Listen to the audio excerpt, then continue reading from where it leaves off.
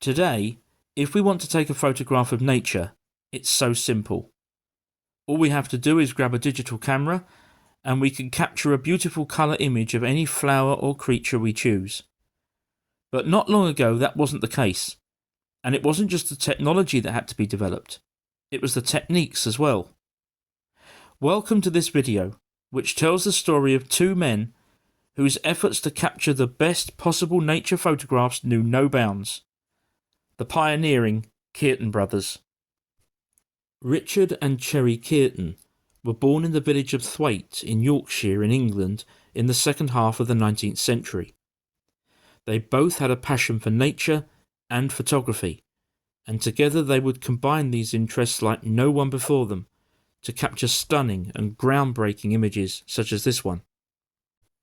The brothers became famous for going to any lengths to capture the perfect shot.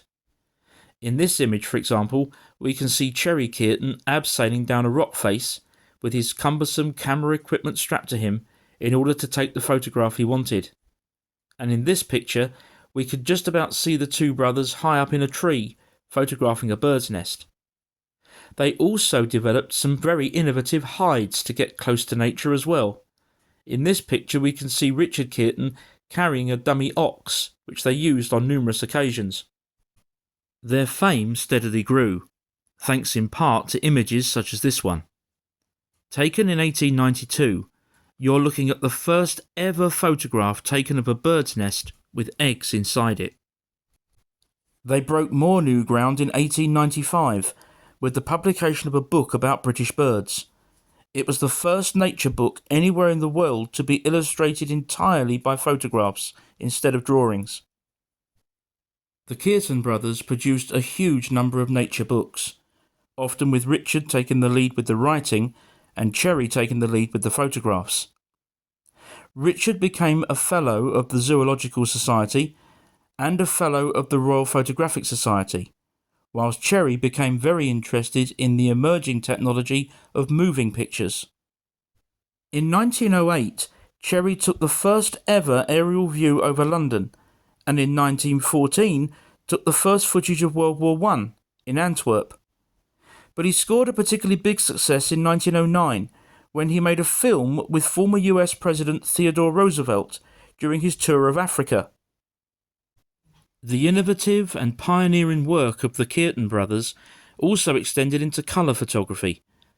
These two examples of their work were actually taken before World War I, and yet they look as if they might have been taken yesterday.